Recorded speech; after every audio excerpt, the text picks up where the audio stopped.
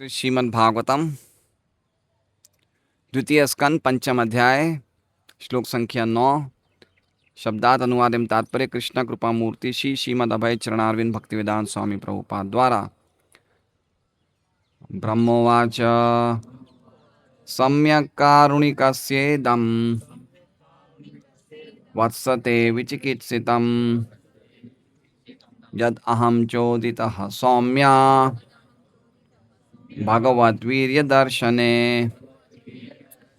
ब्रह्मोवाच ब्रह्मा जी ने कहा, सम्यक ठीक ढंग से, कारुणिकस्य तुम्हारा जो अत्यंत दयालु हो, इदम ये, वत्स मेरे बच्चे, ते तुम्हारी, विचिकित्सितम जिज्ञासा, यत जिससे, अहम मैं, चोदितः प्रेरित, सौम्य हे भद्र, भगवत भगवान का, वीर्य पराक्रम के, दर्शने संबंध में, विषयक।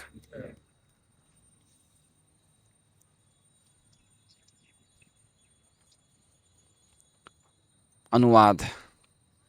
ब्रह्मा जी ने कहा, हे मेरे वत्स नारद, तुमने सबों पर मुझ सहित करुणा करके ही ये सारे प्रश्न पूछे हैं, क्योंकि इनसे मैं भगवान के पराक्रम को बारीकी से देखने के लिए प्रेरित हुआ हूँ। ओम अज्ञानतिमिरान्धस्य ज्ञानाञ्जनशलाकया चक्षुरुन्मिलितं येन तस्मै श्रीगुरुवे नमः। नाम श्रेष्ठमनुमपि शचीपुत्रमत्र स्वरूपं रूपं तस्याग्रमुरुपुरीं माथुरीं गोष्ठवाटीं राधाकुण्डं गिरिवरम् अहो राधिका माधवाशां प्राप्तो यस्य प्रतितः कृपया श्रीगुरुं तं नतोऽस्मि। वन्देऽहं श्रीगुरोः श्रीयुतः पदकमलं श्रीगुरून् वैष्णवांश्च श्रीरूपं सहग्रजातं सहगणरघुनाथान्वितं तं सजीवं साद्वैतं सावधूतं परिजनसहितं कृष्णचैतन्यदेवं श्रीराधा कृष्णपादान् सहगणललिता श्रीविशाखान्वितांश्च। गुरु वैष्णव भगवान तीने स्मरण होय विघ्न विनाशन, अनायास होय निज वांछित पूरण। हरे कृष्णा कृष्णा कृष्णा हरे हरे, हरे राम राम राम हरे हरे। सभी भक्तों का भागवतम क्लास में स्वागत है। हंसुर प्रभु नहीं है आज। तो नारद जी के प्रश्न अभी पूरे हुए हैं और ब्रह्मा जी उनका जवाब देने के लिए तैयार हो रहे हैं। तो इस अध्याय का नाम है समस्त कारणों के कारण। तो समस्त कारणों के कारण कौन है? भगवान श्री कृष्ण। हरे कृष्णा कृष्णा कृष्णा हरे हरे, हरे राम राम राम हरे हरे। तो ये अध्याय बहुत ही अद्भुत अध्याय है, जिसमें नारद जी के प्रश्नों का हमने सुना श्लोक संख्या 1 से लेकर श्लोक संख्या 8 तक, जिसमें नारद जी के प्रश्न थे, नारद जी का संदेह था और नारद जी ने जो भी ब्रह्मा जी के बारे में धारणा की थी उसके विचार थे। अब श्लोक संख्या 9 से लेकर 13 तक ब्रह्मा जी नारद जी के संदेह को दूर करेंगे और जो भी नारद जी की गलत धारणाएं हैं ब्रह्मा के बारे में उसको खत्म करेंगे, उसको मतलब उसका नाश करेंगे। वो मतलब ब्रह्मा जी को सोच रहे हैं कि वो ही सब कुछ है, उस धारणा को तो खत्म कर देंगे। तो ये 9 से लेके 13वें श्लोक तक ये हम चर्चा करेंगे। तो आज का श्लोक, ब्रह्मा नारद जी के प्रश्न सुन के, ब्रह्मा एक पोस्ट है। ब्रह्मा क्या है? एक पोस्ट है। ब्रह्मा भी अलग अलग नाम होते हैं। जैसे हमारे ब्रह्मा जी का नाम है चतुर्मुख ब्रह्मा। कितने मुख ब्रह्मा? चतुर्मुख ब्रह्मा। जैसे सूर्यदेव भी एक पोस्ट है, सूर्यदेव का नाम है। ये जो सूर्यदेव, इनका क्या नाम है? विवस्वान। तो ऐसे सूर्यदेव भी पोस्ट है, ब्रह्मा भी पोस्ट है। तो इनके नाम होते हैं, इनके डिपार्टमेंट को संभालने वाले के एक व्यक्ति का नाम होता है। तो उसी प्रकार से ब्रह्मा जी इन प्रश्नों को सुन के बहुत ज़्यादा प्रसन्न हो रहे हैं और अभिनंदन दे रहे हैं, उनको अनुमोदन कर रहे हैं कि आपने जो भी प्रश्न किए ये बहुत ही अच्छे प्रश्न हैं। प्रशंसा कर रहे हैं। किन कारणों से प्रशंसा कर रहे हैं? वो हम आज पढ़ेंगे कि क्यों वो प्रशंसा कर रहे हैं, किसके प्रश्न की, नारद जी के प्रश्न की प्रशंसा करने के पीछे उनका कारण क्या है। तो हम पहले ये देखते हैं कि हमने पिछला श्लोक क्या पढ़ा था कल। एतन्मे पृच्छतः सर्वं सर्वज्ञ सकलेश्वर विजानीहि यथे वेदम अहम बुद्ध्यनुशासिता। कि हे पिताजी, मैंने आपसे जो कुछ भी पूछा, आप सब कुछ जानने वाले हैं, आप सबके नियंता हैं, कृपा करके मुझे विशेष रूप से बताएं जिससे कि मैं उन सभी जिज्ञासाओं को समझ सकूं आपके अनुशासन में रह के। ये प्रश्न था। तो ब्रह्मा जी यहाँ पे जवाब में कह रहे हैं सम्यक कारुणिकस्येदम। सम्यक मतलब बहुत अच्छी तरह से, कारुणिकस्येदम, कारुणिकस्येदम मतलब आप हे नारद जो आप करुणा वाले हैं, उनकी इदम, इदम मतलब ये जो जिज्ञासा आपने करी है, वत्स मतलब मेरे प्यारे बच्चे, ते मतलब तुम्हारी विचिकित्सितम, विचिकित्सितम मतलब जिज्ञासा या संदेह वाली जिज्ञासा। तो पहली लाइन का जवाब अर्थ क्या हुआ कि हे नारद, हे मेरे प्यारे बच्चे, बहुत अच्छी आपने जिज्ञासा करी है। उनके पास भागवतम की बुक नहीं है पीछे, किन्हीं को कोई शेयर कर सकते हैं? एक भागवतम की बुक है तो आप बैठ जाइए उनके पास, तो उनको भी दिखेगा, आपको भी दिखेगा।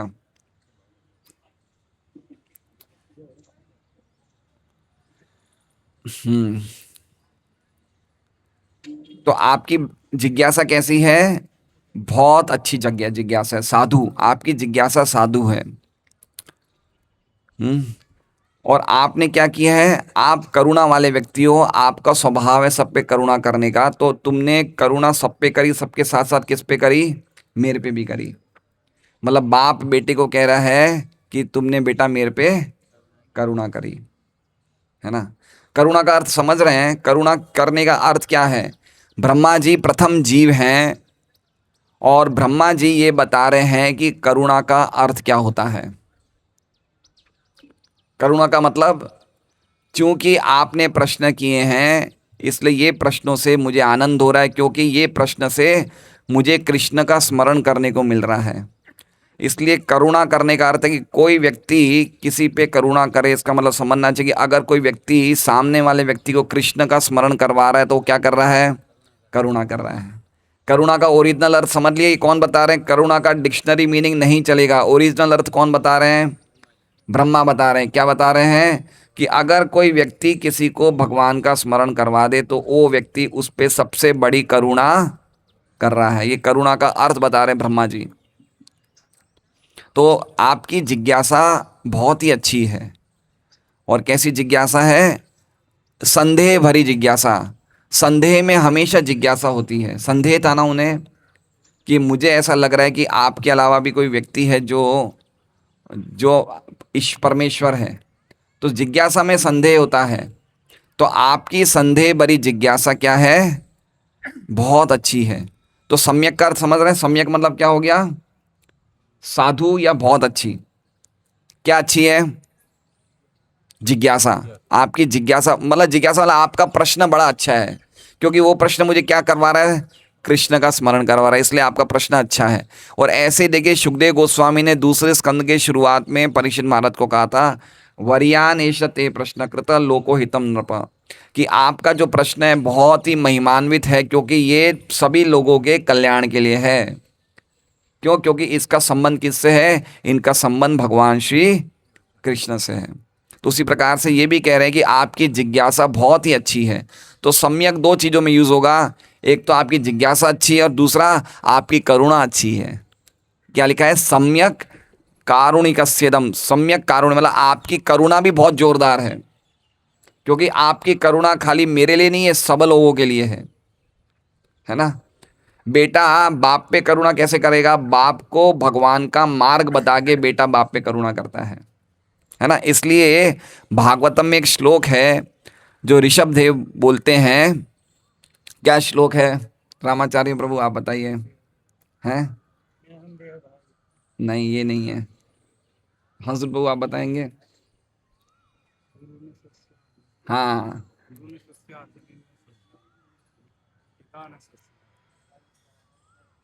गुरुर न स स्यात् स्वजनो न स स्यात् पिता न स स्यात् जननी न स स्यात् देवम न स स्यात् देवम न तस्य न पतिश्च स स्यात् न मोचयेत् यह समुपेत मृत्युम। कि कोई व्यक्ति को गुरु बनने का अधिकार नहीं है, कोई व्यक्ति को स्वजन, स्वजन मतलब संबंधी बनने का अधिकार नहीं है, कोई व्यक्ति को पिता बनने का अधिकार नहीं है, कोई व्यक्ति को माता बनने का अधिकार नहीं है, कोई व्यक्ति को देवता बनने का अधिकार नहीं है, कोई व्यक्ति को बाप बनने का अधिकार नहीं है, अगर वो अपने आश्रितों को जन्म मृत्यु के चक्र से नहीं छुड़ा सके तो उसी प्रकार से इसलिए कह रहे हैं कि आपने मेरे पे बहुत अच्छी करुणा करी। वत्स का अर्थ क्या बता रहे हैं? वत्स, वत्स किसे कहा जाता है? वत्स का अर्थ क्या है? बछड़ा। तो बछड़ा दिखने में सबसे ज्यादा प्यारा लगता है ना? गाय के लिए सबसे प्यारा कौन होता है? उसका बछड़ा। तो ब्रह्मा का बेटा कौन है? नारद। नारद जी ब्रह्मा जी के हृदय से निकले, मतलब ब्रह्मा की भक्ति से उत्पन्न हुए नारद। तो नारद कौन है ब्रह्मा के लिए? एक प्यारे बच्चे की तरह है। समझ रहे हैं? जैसे नारद को बछड़े को देख के गाय का प्रेम उमड़ जाता है, उसी प्रकार से जब ये प्रश्न पूछा नारद जी ने तो ब्रह्मा जी का प्रेम उमड़ गया। किसके लिए? नारद जी के लिए। एक अर्थ तो ये है वत्स का। दूसरा अर्थ ये है कि जब बच्चा पैदा होता है तो गाय के थन दूध से भर जाते हैं। तो गाय की क्या इच्छा होती है कि मैं खाली बछड़े को प्यार से देखूं नहीं, उसे मैं पूरी तरह से दूध पिला दूं। तो उसी प्रकार से ब्रह्मा जी की क्या इच्छा हो रही थी कि मैं नारद जी को कृष्ण कथा से पूरी तरह पिला दूं। समझ रहे हैं बात को? इसलिए वत्स बोलने का अर्थ समझ रहे हैं कि मेरे बच्चे ने कृष्ण के बारे में प्रश्न पूछा है तो मैं पूरी तरह से कृष्ण कथा इसको उमड़ा दूं, इसको पिला दूं पूरी तरह से, क्योंकि ब्रह्मा जी प्रेमी भक्त हैं, है ना? तो जैसे ना गाय से रहा नहीं जाता है बछड़े को बिना दूध पिलाए, उसी तरह से ब्रह्मा ने तो अभी तक कृष्ण कथा बोलना शुरू नहीं करी है, लेकिन प्रश्न सुनने मात्र से उनके हृदय में क्या भर रहा है? प्रेम भर रहा है। जैसे गाय के हृदय में बछड़े के लिए प्रेम भरता है। कितना सुंदर अर्थ है, देखिए वत्स, इसलिए वत्स बोल रहे हैं, मेरे प्रिय बच्चे, है ना? वत्स मतलब मेरे बच्चे। विचिकित्सितम, विचिकित्सितम मतलब जिज्ञासा। जिज्ञासा मतलब हमारी जिज्ञासाओं में होशियारी होनी चाहिए।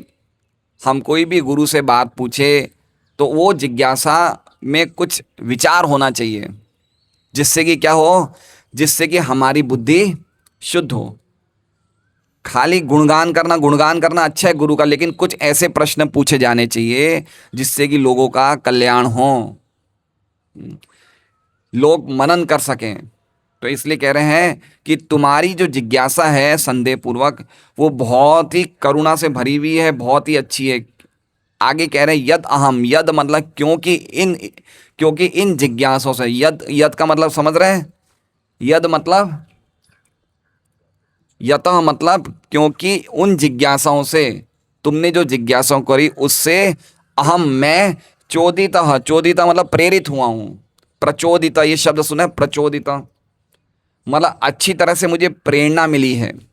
और सौम्य मतलब तुम बड़े सुंदर हो, तुम बड़े भद्र हो। तो इसका मतलब क्या हुआ? जो कृष्ण कथा से संबंधित प्रश्न सुनता है, प्रश्न करता है, वो अपने आप ही सुंदर बन जाता है, और जो कृष्ण कथा बोलता है वो भी अपने आप सुंदर बन जाता है। तो अब ऐसा मत समझना कि मैं तो सुंदर नहीं लग रहा हूँ या हम तो अच्छे नहीं, वैसे नहीं, लेकिन वो सौम्य बन जाता है। सौम्य मतलब वो सरल हो जाता है व्यक्ति, भद्र, उसकी चेहरे पे सौम्यता आ जाती है। तो समझ रहे हैं इनका बोलने का अर्थ क्या है ब्रह्मा जी का? कि तुम चूंकि कृष्ण कथा के बारे में बोल रहे हो इसलिए तुम भद्र हो, है ना, सौम्य हो। और क्या प्रेरित किया है तुमने मुझे? भगवत वीर्य दर्शने, भगवान के पराक्रम को, वीर्य मतलब पराक्रम, भगवत मतलब भगवान, भगवान के पराक्रम को दर्शने, दर्शने मतलब बारीकी से देखने में तुमने मुझे प्रेरित किया है। किस में देखने में? बारीकी से देखने में प्रेरित किया है। ठीक है, तो अर्थ समझ गए आप लोग? बारीकी से देखना मतलब समझ रहे हैं? बारीकी से देखना मतलब जैसे नारद जी ने कहा कि आपका आधार क्या है, ये बोला ना नारद जी ने, तो ब्रह्मा जी ने उस टाइम क्या याद किया? भगवान के पराक्रम को। है ना। तो आपको ये ज्ञान कहाँ से मिल रहा है? तो ब्रह्मा जी ने क्या याद किया? भगवान के पराक्रम को। समझ रहे हैं बात को? कहने का मतलब जैसे जैसे नारद ने प्रश्न किए तो ब्रह्मा जी को क्या याद आया कि कैसे मैं भगवान के नाभि के कमल से उत्पन्न हुआ। याद है ऐसा? जैसे मान लीजिए कि अब आओगे लक्ष्मी नारायण चरणारविंद प्रभु बोले कि भाई बचपन में तो उनको याद है कैसे मैं शादी में घोड़ी में बैठा था, पुरानी बातें याद आ जाएगी ना, तो उन्हें लगेगा कि हाँ मेरे वो दिन कहाँ थे। तो उसी तरह से ब्रह्मा जी को क्या याद आ रहा है? पुरानी बातें याद आ रही कि कैसे मैं भगवान के नाभि कमल से प्रकट हुआ, कैसे भगवान ने मुझे तब तब तब बोला, मैं तपस्या में लग गया। भगवान को वो सब चीज़ें याद, ब्रह्मा जी को वो सब चीज़ें याद आ गई, भगवान का क्या पराक्रम है। तो याद करके ब्रह्मा जी क्या कर रहे हैं? दर्शन। दर्शन मतलब बारीकी से उन चीज़ों का मनन कर रहे हैं। देखिए जो हम सुनते हैं वो सुनने के बाद अगर हम मनन नहीं करेंगे तो अनुभूति नहीं होगी। समझ रहे हैं? इसलिए श्रवण करने के बाद तीसरा स्टेप क्या है? दूसरा स्टेप मनन करना। मनन मतलब समझ रहे हैं? जो हमने सुना उस पर थोड़ा ध्यान लगाना कि हमने क्या सुना है। एक कान से सुनेंगे दूसरे कान से निकालेंगे तो साक्षात्कार नहीं होगा। साक्षात्कार करने के लिए क्या जरूरी है? मनन जरूरी है।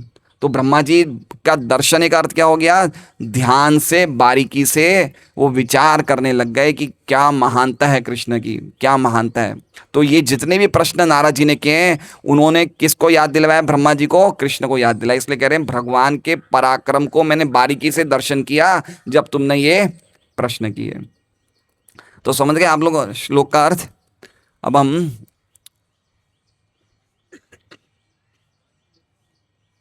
देखिए ये जो भक्ति की बातें हैं ना, ये धीरे धीरे धीरे हमारे हृदय का सब कचरा निकाल देगी, है ना। जितना हम भगवान के बारे में श्रवण कीर्तन करेंगे हमारा कचरा सब निकल जाएगा। अभी हम क्या लगता है, अभी हम यद्यपि साक्षी हैं। हम कौन हैं? साक्षी हैं। साक्षी मतलब समझ रहे हैं? हम चीज़ों को देखने वाले हैं, लेकिन हम क्या कर रहे हैं? हम उन चीज़ों से अपनी पहचान कर रहे हैं। हम क्या है? सिर्फ साक्षी हैं, लेकिन हम क्या कर रहे हैं? उन चीज़ों से अपनत्व के कारण अपनी पहचान कर रहे हैं। लेकिन ये अपनत्व हमारा किनके साथ है? भगवान के साथ। लेकिन हमें अपनत्व क्या लग रहा है? कि मेरे पास, मेरे जीवन में जो सुख है या दुख है वो क्या है?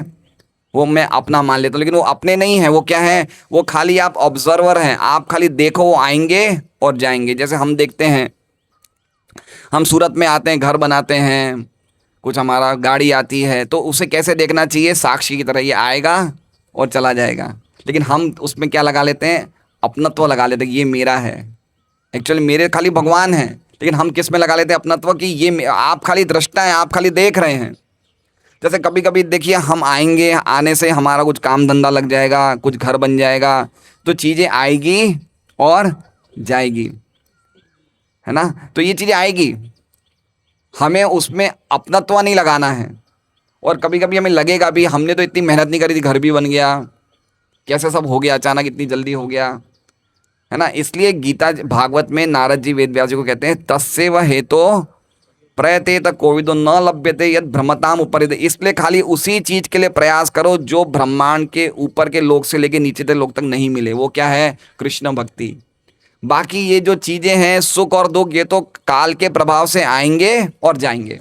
इसके लिए प्रयास मत करो, है ना। ये किस पे बोला जा रहा है? भगवत वीर्य दर्शन पे, कि मैं कृष्ण के बारे में। देखिए हमने इससे पहले 7वें श्लोक में पढ़ा था तपः सुसमाहित। ब्रह्मा जी ने बहुत ही घोर तप किए। तो तपस्या का अर्थ क्या है? हमारे लिए तपस्या का अर्थ क्या है? भागवत के अनुसार तपस्या का अर्थ है वो कार्य जिससे कि हम सदैव भगवान का स्मरण कर सके, वो ही तपस्या है। भगवान के नामों का जप करना ही एकमात्र तपस्या है। हरे कृष्णा कृष्णा कृष्णा हरे हरे, हरे राम राम राम। ये ही असली तपस्या है। अगर हम ज़बरदस्ती भगवान के नाम को मन नहीं करने के बावजूद हम भगवान में अपना मन लगाने का प्रयास करें, ये तपस्या है।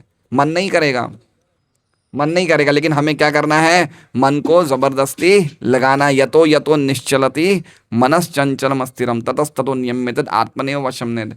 मन तो चंचल है, वो जाएगा, लेकिन वापस खींच के भगवान के नामों में सुनने में लगाना चाहिए। तो ये श्लोक का अर्थ है कि आपकी ये जिज्ञासा बहुत ही साधु है, बहुत ही अच्छी है। आप करुणा से भरे हुए हो, क्योंकि आपकी इन जिज्ञासाओं से मैं प्रेरित हुआ हूं भगवान के पराक्रम का बारीकी से दर्शन करने के लिए। अब देखिए, भगवान ने, ब्रह्मा जी ने नारद जी के कितने गुण कहे यहाँ पे। सबसे पहले उन्हें कहा, क्या कहा? वत्स। क्या कहा? वत्स। दूसरा क्या किया? कारुणिकस्य, आप करुणा से भरे हुए। और तीसरा क्या किया? सौम्य, आप भद्र हैं। श्रीधर स्वामी की हम टीका पढ़ते हैं। हे वत्स, हे मेरे बेटे, तुम्हारी ये विचिकित्सितम, तुम्हारा ये संदेह, संदेह और जिज्ञासा एक जैसा ही अर्थ हो गया।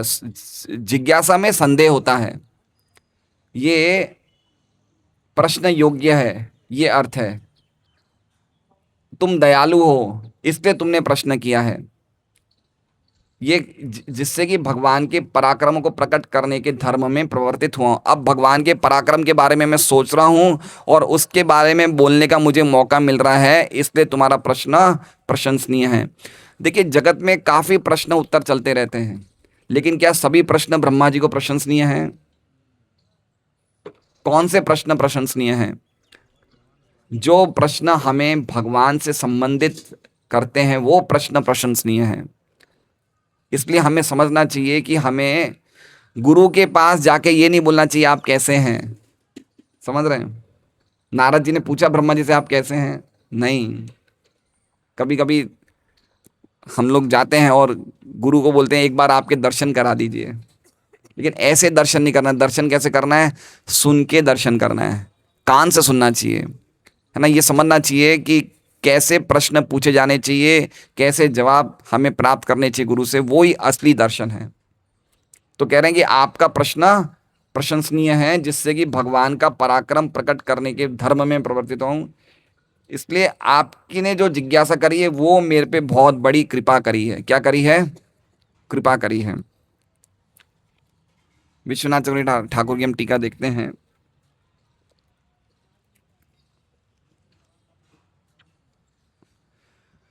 ब्रह्मा बड़े खुश हुए इस प्रश्न से। विश्वनाथ चक्रवर्ती ठाकुर क्या कह रहे हैं? ब्रह्मा जी बहुत खुश हुए इस प्रश्न से। वाह, क्या प्रश्न किया है। हे बच्चे, वत्स, आपका संदेह विचिकित्सितम बिल्कुल सही है, मतलब सम्यक। सम्यक मतलब सही है, साधु है। विचिकित्सितम मतलब आपका संदेह, क्योंकि तुमने मुझे पूछा, यद्यपि तुम्हें सब ज्ञान है फिर भी तुमने मेरे से पूछा। क्यों पूछा भाई? नारद जी को नहीं पता भगवान कौन है? पता है ना, तो फिर क्यों पूछा? क्यों मेरे से पूछा? क्योंकि कृष्ण कथा जानने पे भी जितनी ज़्यादा बोली जाए उतनी और ज़्यादा गहरी हो जाती है, इसका कोई अंत नहीं है। अगर कोई चीज़ हम जानते हैं भगवान के बारे में, लेकिन उसकी वापस चर्चा करी जाए तो और हम गहराई में जाएंगे, वो कहीं अंत नहीं होगा। समझ रहे बात को? आप गीता जी है, श्रीमद् भागवतम है, आप 10 बार पढ़ लीजिए, 100 बार पढ़ लीजिए, लेकिन आप फिर भी जब पढ़ेंगे तो आपको और अंदर गहराई में जाएंगे। ऐसा कभी नहीं लगेगा कि मैं तो एक बार पढ़ चुका हूँ। अगर हम ढंग से पढ़ेंगे तो हमें क्या लगेगा? मैं पहली बार पढ़ रहा हूँ। आज मैं 12वां स्कंद के कुछ वो पढ़ रहा था, कुछ 13वां अध्याय पढ़ रहा था, 12वें स्कंद का शायद 12वां अध्याय था।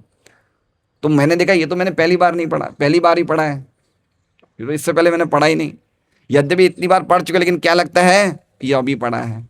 तो कह रहे हैं कि यद्यपि आपको ज्ञान है फिर भी आपने मेरे से करुणा करके ये सब बातें पूछी। मैं तुम्हारा पिता हूँ, मेरे पे करुणा करिए। चूंकि तुमने मुझे कहा है विजानीह और फिर जवाब देना, इसलिए मैं बड़ा प्रेरित हुआ हूँ कि मैंने देखा कि हर चीज़ भगवान किस प्रकार से पराक्रम से बना रहे हैं, वो चीज़ का चिंतन करने में मैं प्रेरित हुआ हूँ। समझ रहे ना कोई चीज़? अब जैसे देखिए, हमें याद है एक बार हम बुक डिस्ट्रीब्यूशन में गए थे, शीला लेक बिल्डिंग है, शीला लेक यहाँ पे तो हम गए थे, तो उनको लगा कि ये भाई उठाई गिरे आ गए कहीं से, तो उसी टाइम पे वो व्यक्ति का मोबाइल खो गया। हाँ, तो उनको लगा हमने उनका मोबाइल उठा लिया, तो बोले भाई साहब आपकी धोती चेक कराओ, कुर्ता चेक कराओ तो अब हमें वो चीज़ याद आती तो बड़ा अच्छा लगता है कि हम लोग भगवान के प्रचार में गए और इस प्रकार का कार्य हुआ। समझ रहे हैं बात को? तो ब्रह्मा जी को पूरी सृष्टि कैसे ब्रह्मा जी ने भगवान की कृपा से करी, भगवान की सब पराक्रम ब्रह्मा जी को सब याद आ रहे, तो ब्रह्मा जी बड़े आनंद में आ रहे हैं। समझ रहे हैं बात को? कि क्या वो बात थी, कैसे सब हुआ, कैसे भगवान ने किया। तो वो सब सुन के ब्रह्मा जी आनंद आ रहे हैं और बड़े खुश हो गए ये प्रश्न सुन के। प्रभुपाद का हम तात्पर्य पढ़ते हैं।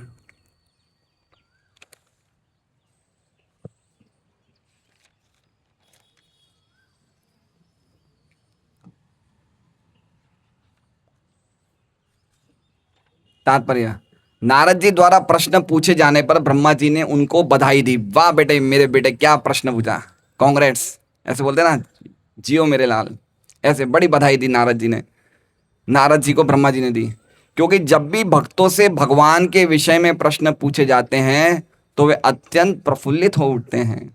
देखिए, ये भक्ति का पहचान है, ये भगवान के शुद्ध भक्त का लक्षण है। क्या लक्षण है? क्या लक्षण है?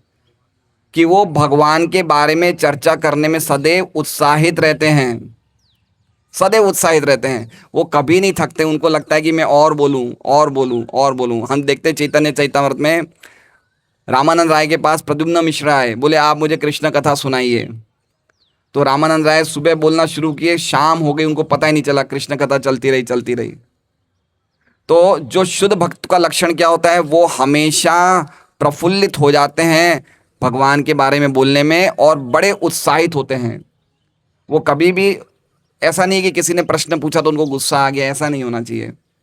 उनको उत्साहित रहना चाहिए, वो खुश हो जाते हैं कि हमें इतना सुंदर प्रश्न किया, चलो मैं इसका जवाब दूं। कृष्ण कथा देखिए, भगवान ने गीता जी में अर्जुन को पूरी गीता सुनाने के बाद क्या कहते हैं भगवान, कि अगर अभी भी आपको समझ में नहीं आए तो मैं पूरी गीता वापस सुनाने को तैयार हूं। तो कृष्ण कथा का स्वभाव है कि व्यक्ति जितना ज़्यादा बोलता है वो इतना ज़्यादा प्रफुल्लित हो जाता है। देखिए, कभी हम लोग ग्रंथों के प्रचार में जाते तो हम ग्रंथों के प्रचार करके वापस घर में आते तो हमारा एंथुजियाज्म का लेवल कितना बढ़ जाता है। कभी नोटिस किया इस बात को? हम एक अलग ही लेवल पे होते हैं जब भी प्रचार करते हैं, हमें लगता है कि हमने पूरी दुनिया जीत ली है। इतना आनंद मिलता है कृष्ण कथा बोलने के बाद, इतना इतना उत्साहित होते हैं भक्तगण। तो ऐसे ब्रह्मा जी उत्साहित हो रहे हैं, क्यों? क्योंकि मुझे कृष्ण कथा बोलने का मौका नारद जी ने दिया है, इसलिए बड़े खुश हो गए ब्रह्मा जी। भगवान के दिव्य कार्यकलापों से संबंधित ऐसी वार्ताओं से वो वायुमंडल शुद्ध हो जाता है जिसमें ये वार्ताएं होती है। समझ रहे हैं? वायुमंडल शुद्ध हो जाने का अर्थ क्या है? जहां पे कृष्ण कथा होती है वो एरिया तो पूरा शुद्ध हो ही जाता है, लेकिन साथ में क्या हो जाता है, हमारी बुद्धि भी शुद्ध हो जाती है। बुद्धि शुद्ध हो जाती है मतलब बुद्धि में जितनी भी गलत फहमियां थी सब निकल जाती है। अभी क्या होता है, अभी देखिए, जैसे यहाँ पे शनिदेव का मंदिर है, घुसते ही गली में एक शनिदेव का मंदिर है। तो कितने लोग शनिदेव के मंदिर में जाते हैं और सोचते हैं शनिदेव भगवान है ना? कितने लोग अलग अलग देवताओं के मंदिर में जाते हैं और कहते हैं ये भगवान है। कोई साईं बाबा के मंदिर में जा रहा है, कोई ये भगवान है, कोई श्याम बाबा के मंदिर में ये भगवान है। लेकिन जब व्यक्ति के वायुमंडल शुद्ध हो जाने का मतलब जब व्यक्ति की बुद्धि शुद्ध हो जाती है, क्या बुद्धि शुद्ध हो जाती है? कि कृष्णस्तु सभी कारणों के कारण कृष्ण ही है। तो जब उसकी बुद्धि शुद्ध हो जाएगी तो वो शुद्ध बुद्धि में वो अच्छी तरह से विवेक कर सकता है कि क्या सही है क्या गलत है। विवेक बुद्धि उसकी जागृत हो जाती है। तो इसलिए वायुमंडल शुद्ध होने के साथ साथ हमारी बुद्धि भी शुद्ध हो जाती है। हम चीज़ों को ढंग से देख सकते हैं। अगर हम चीज़ों को ढंग से देख ही नहीं पाएंगे तो विवेक बुद्धि कैसे काम करेगी? समझ रहे बात को? जैसे मान लीजिए कि जैसे यहाँ अक्षय पात्र नाम की एक संस्था है, आपने सुना होगा, इस्कॉन से ही निकली है, लेकिन इनका सिद्धांत क्या है? प्रभुपाद के बाद कोई गुरु नहीं है ना? ये सिद्धांत अपने आप में गलत है ना? प्रभुपाद की कोई भी ग्रंथ पढ़ेगा या हम जितने भी हमारे वैदिक ग्रंथ पढ़ेंगे सब में लिखा है कि गुरु को शिष्य धारण करने चाहिए। लेकिन ये क्या कहते हैं कि प्रभुपाद के बाद कोई गुरु नहीं है, गुरु बनाने नहीं चाहिए।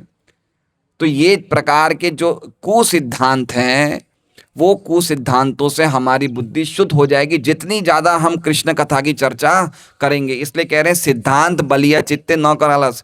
सिद्धांत की चर्चा करने में कभी भी आलस नहीं करना चाहिए। हमें समझना चाहिए, सिद्धांतों को अच्छी तरह समझना चाहिए कि सिद्धांत क्या है। जैसे हम देख रहे हैं ब्रह्मा जी से कितने नारद जी ने समझदारी पूर्वक प्रश्न पूछे हैं। है ना, कितनी समझदारी से सब प्रश्न पूछे उन्होंने। ऐसे हमें सब चीजों को समझना चाहिए। सिद्धांत समझने से हमारी कृष्ण में और ज्यादा मति और दृढ़ता से लगेगी, और हृदय से हम लोग हरे कृष्णा कृष्णा कृष्णा हरे हरे, हरे राम राम हरे हरे, इसका हम और अच्छी तरह जप कर सकते हैं। जब हमारा सिद्धांत पूरा क्लियर होगा कि कृष्णस्तु भगवान, एकमात्र सभी कारणों के कारण कृष्ण है। अभी हमारे सिद्धांत क्लियर नहीं है, हमें लगता है शिव जी भी भगवान है, हमें लगता है शनिदेव भी भगवान है, हमें लगता है हनुमान जी भी भगवान है। सब भगवान नहीं है, सब भगवान के दास हैं ये सब। एकले ईश्वर कृष्ण आ सब भृत्य, यार ये छे नाचे सही तेछे कर नित्य। एकमात्र परमेश्वर कौन है? श्री कृष्ण। और सब भृत्य, बाकी सब उनके दास हैं, चाहे शिव हो, चाहे ब्रह्मा हो, चाहे देवी देवता हो, सभी कृष्ण के दास हैं। ये सिद्धांत क्लियर होना चाहिए। ये सिद्धांत क्लियर होने से हमारी बुद्धि शुद्ध होती है, जिसमें ये वार्ताएं होती है, और ऐसे प्रश्नों का उत्तर देते समय भक्तगण जीवंत हो उठते हैं। जीवंत मतलब समझ रहे हैं? भक्त बड़े जीवन, देखिए अगर हम लोग जी रहे हैं आज, तो ही तो कल जिएंगे। अगर हम आज जी रहे हैं तो ही तो कल जिएंगे। अगर हम आज मर गए तो कल जिएंगे क्या?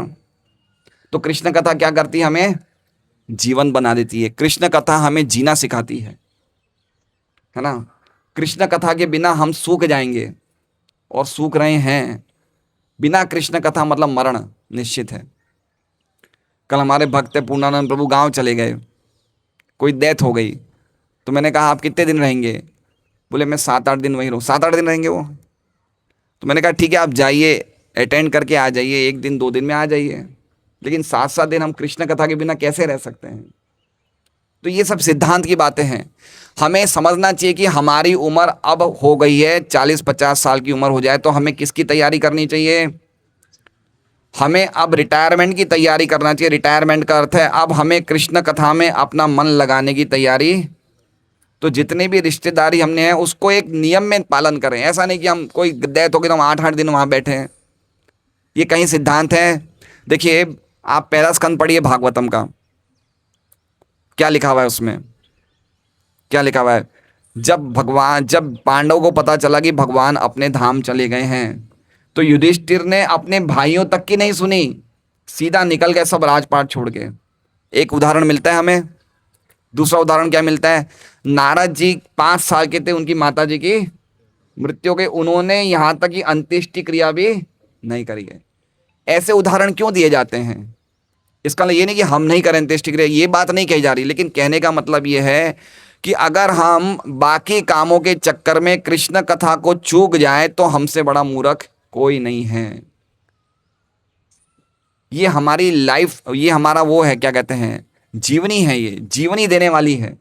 जैसे एक दिन हम मोबाइल चार्ज नहीं करें तो काम करेगा क्या? मोबाइल बंद हो गया वो। तो उसी प्रकार से जीवात्मा का प्राण क्या है? कृष्ण कथा, है ना। कृष्ण गीता जी में कहते हैं बीजम माम सर्वभूतानाम विद्धि माम सनातनम, विद्धि माम सर्वभूतानाम बीजम माम सनातनम, कि मैं सभी चीजों का बीज मैं हूं।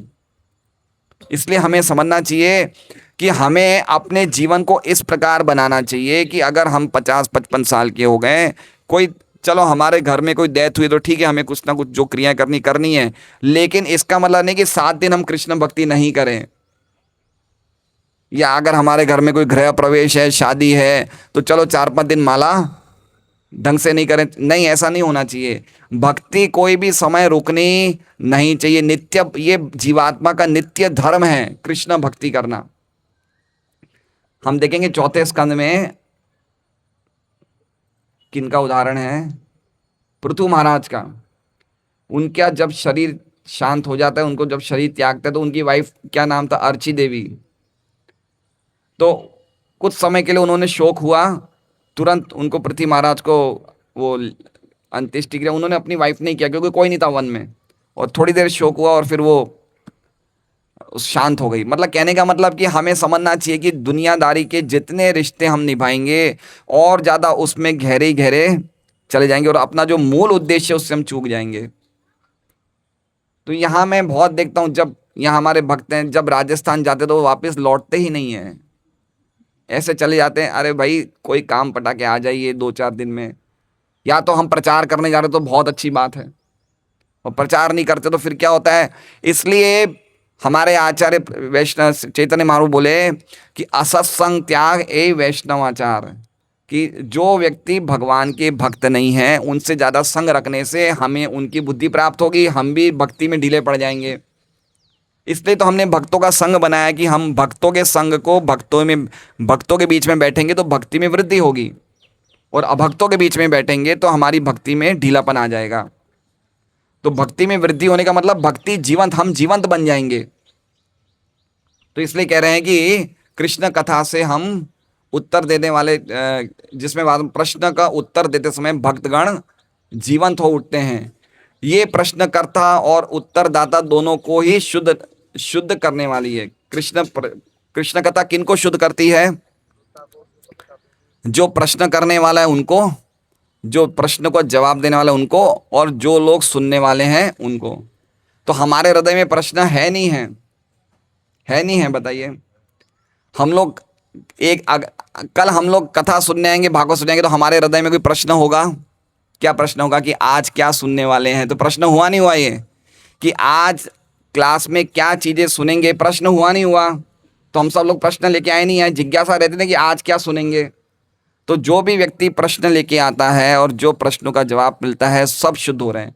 वासुदेव कथा प्रश्न पुरुषां स्त्रीन् पुनात्नि वक्तारम प्रच्छ्रकम श्रोतम तत्पाद सलिलम यथा। जैसे गंगे माता ब्रह्मांड के तीनों लोकों को पावन करती है, उसी प्रकार से कृष्ण कथा सुनने वाले को, बोलने वाले को और प्रश्न करने वाले को, तीनों को पावन करती है। इसलिए सदैव कृष्ण कथा करती रहनी चाहिए। हरे कृष्णा कृष्णा कृष्णा हरे हरे, हरे राम राम राम हरे। शोक मोह भय का नाश करने वाली है। अभी हम देखिए यहाँ बैठे, हमें कोई शोक मोह भय लग रहा है क्या? अभी यहाँ से जैसे ही मोटरसाइकिल से बाहर निकलेंगे टेंशन चालू हो जाएगा, है ना। एटलीस्ट कम से कम आधे पौन घंटे के लिए तो हमारा शोक मोह भय नाश हो गया। तो अगर हम पूरे समय 24 घंटे कृष्ण कथा सुनेंगे, कृष्ण कथा की चर्चा करेंगे, तो हमारा शोक मोह भय होगा ही नहीं। और वैसे शोक मोह भय होता ही नहीं है जीवात्मा के लिए। जैसे माता है, रसोई बनाएगी, कल द्वादशी है, कल सुबह 5 बजे से यहाँ पे स्वादिष्ट व्यंजन बनना शुरू हो जाएंगे, लेकिन खाली रसोई बनाएगी तो आनंद आएगा, लेकिन रसोई बनाने के साथ साथ कृष्ण कथा करेंगे तो कितना आनंद बढ़ जाएगा। जैसे मान लीजिए शास्त्र में माता जी सर्वाधिक माता, आज तो मैं भागवत में आज सुनियो थे, कहीं सुनियो आज बताओ, है ना। ऐसे कृष्ण कथा की चर्चा भक्तों के बीच में होती रहनी चाहिए, ये भक्तों का प्राण है ये। और अगर यही शास्त्र में माता जी ये बोले कि आज तो मेरे पड़ोसी मन यहाँ बोले न्यूज़पेपर पढ़े, आज मैं आई पढ़ो, आज लड़ाई अट्ठे से, और काम कर रहे हैं भगवान का और चर्चा किसकी कर रहे हैं? दुनिया की। तो वो काम, वो मेल बराबर नहीं है। मेरी बहू तो कोई काम करे को नहीं, क्या करा बताओ। अब ये सब चर्चा रसोई बनाते टाइम नहीं होनी चाहिए, रसोई बनाते टाइम कृष्ण कथा की ही चर्चा होनी चाहिए ना। आपकी बहू तो अच्छी है, मैंने बेरो है तो समझ रहे हैं बात को, ये हमारा प्राण है। इसलिए भक्तों के हृदय गले में हमेशा झोली माला रहनी चाहिए, या जब समय मिले उनको एक क्षण नहीं वेस्ट करना चाहिए। ये हमारा जीवन देने वाला है। हरे कृष्णा कृष्णा कृष्णा हरे हरे, हरे राम राम राम। और आज एकादशी है, एकादशी माधव तिथि है ना। तो एकादशी में तो विशेष हमें फल मिलता है, और वो भी पुरुषोत्तम मास की एकादशी। जितना ज़्यादा हम नाम जप करें, जितना ज़्यादा हम लोग भक्ति करें, उतना हमारे लिए अच्छा है। और भक्ति के साथ साथ क्या करें, नाम जप के साथ साथ क्या करें, तो प्रभुपाद एक और चीज़ बता रहे हैं, देखिए क्या बोलते हैं आगे। शुद्ध भक्त केवल भगवान के विषय में प्रत्येक वस्तु जानकर तुष्ट नहीं होते हैं, अपितु वे इस जानकारी को अन्यों तक प्रसारित करने के लिए उत्सुक रहते हैं, क्योंकि वो ये देखना चाहते हैं कि भगवान का यश प्रत्येक व्यक्ति को ज्ञात हो। अतएव जब उन्हें ऐसा अवसर प्रदान किया जाता है, तब वे अत्यंत प्रसन्नता का अनुभव करते हैं। धर्मोपदेश कार्यों का यही मूल सिद्धांत है, समझ रहे हैं। इसका मतलब खाली हमें भक्ति करके लाभ नहीं लेना है, हमें लोगों को भी भक्ति का प्रचार करना चाहिए। एक प्रभुपाद के एक कोई शिष्य थे, उन्होंने प्रभुपाद से पूछा, मायापुर की बात है, प्रभुपाद से पूछा कि मैं तो खाली जप करूँगी और कुछ नहीं करूँगी, मैं कोई सेवा नहीं करूँगी, मुझे तो खाली जप करना ही अच्छा लगता है। तो प्रभुपाद ने क्या जवाब दिया, तो फिर आप ऐसा करिए, खाली एक ही टाइम खाइए, दिन में खाली 2 घंटा सोइए और बाकी टाइम जप करिए, है ना। जो लोग ऐसा बोलते हैं कि मैं तो खाली जप ही करूँगा, तो फिर वो गोस्वामी की तरह करे जब। गोस्वामी कैसे जप करते थे? एक टाइम खाते थे, 2-3 घंटा सोते थे, और दिन भर क्या करते थे? जप करते थे, बाकी काम करते नहीं थे। हमारी ये स्थिति है क्या? नहीं, हम 2 घंटे भी ढंग से जप नहीं कर सकते हैं। इसलिए हमें भक्तों को और सब सेवाएं खूब सक्रिय तरीके से करनी चाहिए, प्रचार करना चाहिए, लोगों को भक्ति में लाने का प्रयास करना चाहिए, ग्रंथों का वितरण करना चाहिए। जितना ज़्यादा हम सक्रिय रहेंगे उतना हमारी 16 माला अच्छी हो पाएगी। लेकिन अगर हम यही सोचेंगे कि 16 माला करने के अलावा और कोई हमें एक्टिव काम नहीं करना है, तो सही नहीं है। जैसे हम देख रहे हैं हमारे लक्ष्मी नरसिंह प्रभु सुबह से लेकर शाम तक ये सेंटर बनाने में लगे हुए हैं, तो ये क्या सेवा नहीं है क्या? ये सेवा ही है। जैसे हंसुल प्रभु और कल सत्यराज ने कल गैस में पाइपलाइन करी, गैस पाइपलाइन की बुकिंग करी गैस लाने के लिए, तो ये सेवा नहीं है क्या? ये सेवा है, ये सब सक्रिय सेवा है। और सब हमारे बिजली का काम है, महाप्रभु कितने सब भक्त लोग यहाँ पे कर रहे हैं, ये क्या सेवा नहीं है? ये सेवा है। ये सेवा हम 24 घंटे नाम नहीं ले सकते, लेकिन ये सब सेवाएं क्या करती है? हमें कृष्ण का स्मरण करवाती है।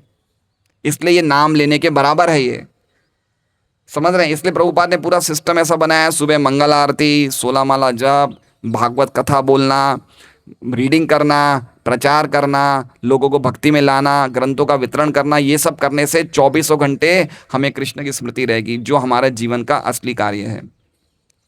हरे कृष्णा। श्रीमद् भागवतम की जय। शील प्रभुपाद की जय।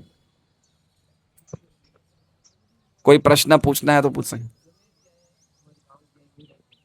अच्छा अच्छा, हरे कृष्णा। पहली बार आए हैं? हरे कृष्णा कृष्णा कृष्णा हरे हरे, हरे राम राम। एकादशी के दिन आप विशेष, भगवान की कृपा है जो भगवान ने आपको प्रेरित किया है।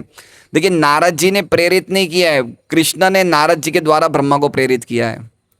तो भगवत कार्य हम अपने इच्छा से, हम अपने बल से नहीं कर सकते। कौन प्रेरणा दे रहे हैं? कृष्ण। तो कृष्ण ने आज आपको प्रेरणा दी कि 51,000 रुपये मंदिर के लिए देना है। तो बहुत सुंदर। रमेश जी के लिए हम एक बार महामंत्र का उच्चारण करेंगे। हरे कृष्णा कृष्णा कृष्णा हरे हरे, हरे राम राम राम हरे हरे। तो कल द्वादशी है।